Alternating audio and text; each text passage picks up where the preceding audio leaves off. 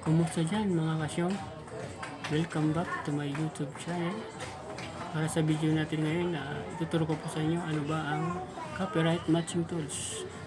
Ito po yung nire-upload o kaya nare-reuse yung mga content natin. Okay guys, let's go!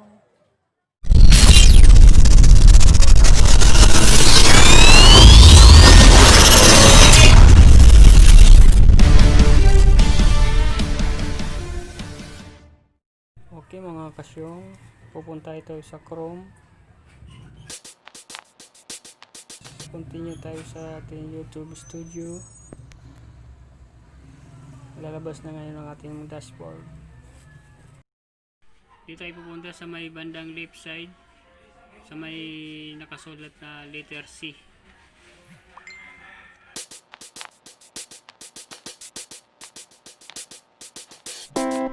Yan guys, click lang natin yung letter C na yan.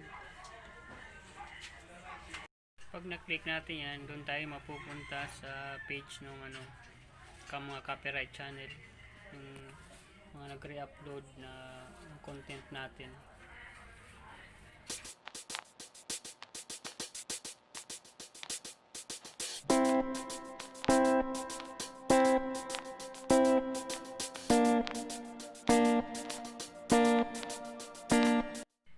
Okay guys, and makikita natin to, makikita natin yung mga channel na nag-upload, yung title, kung ilang views na yung mga video na nire-upload, nire-use ng ibang channel. Hindi nakalagay yung kung ilan ang matches niya.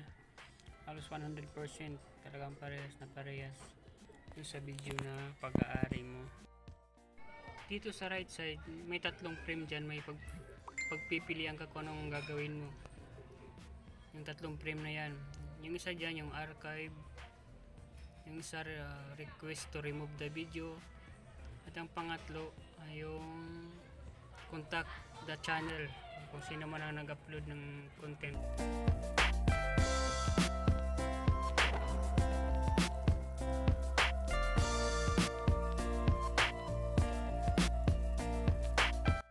Guys, click natin tong archive. Mapupunta yan, pag na-click mo yan, mapupunta yan dun sa folder ng archive dito sa taas. Ibig sabihin nun, wala tayong ginawang move, kundi i-keep lang natin yung video na yun na in-upload ng iba. Wala namang problema yun sa atin kasi mga small YouTuber lang naman tayo. Okay lang yan kahit kopyahin man ng ibang channel. Ganun lang yun guys. Okay, then click lang natin tong folder na to. Na-click na yan, didiretso na yan dun sa archive. Pag inopin mo yung archive, andun na yan lahat sila, naka-files dun.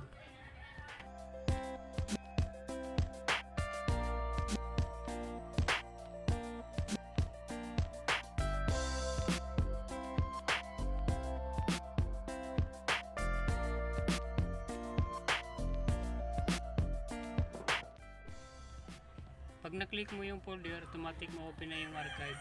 Doon, makikita mo ng mga files nun na nasend doon. Yung title ng video, total views, saka kung anong date na i-upload, saka yung channel na nag-upload. Ganun lang yun mga kasyong. Okay, ngayon guys, balik ulit tayo doon sa matches nya para tingnan natin yung pangalawang steps na pwede natin gawin para dun sa mga upload videos. Okay mga kasyong, dito sa second step na to mga kasyong, sa channel sa nag-upload baka magkaroon ng problema kasi baka maanuhan siya ng copyright strike. Depende na sa sayo na yan.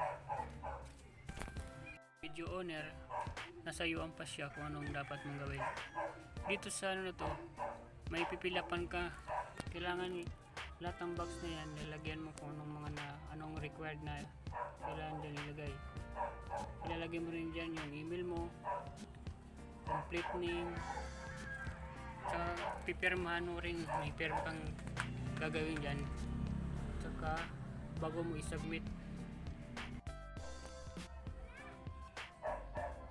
Dito sa box na to, Diyan nakalagay yung email mo, yung account mo sa Google. So yung kabilang box sa right side, diyan pipilian kung anong lugar ka, kung anong bansa.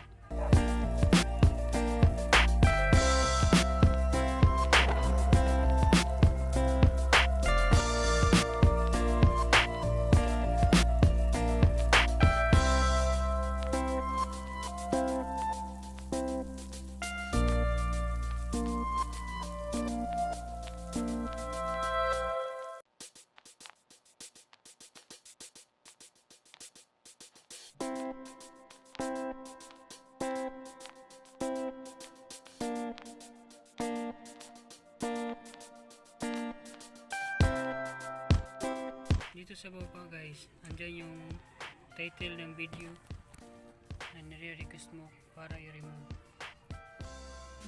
Yan.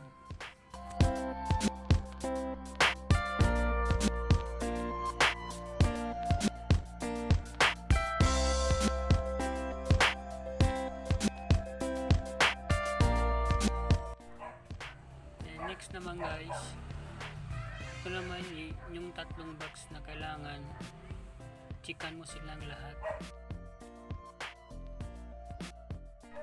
Dito na yung sa pinakababa, yung mahabang box.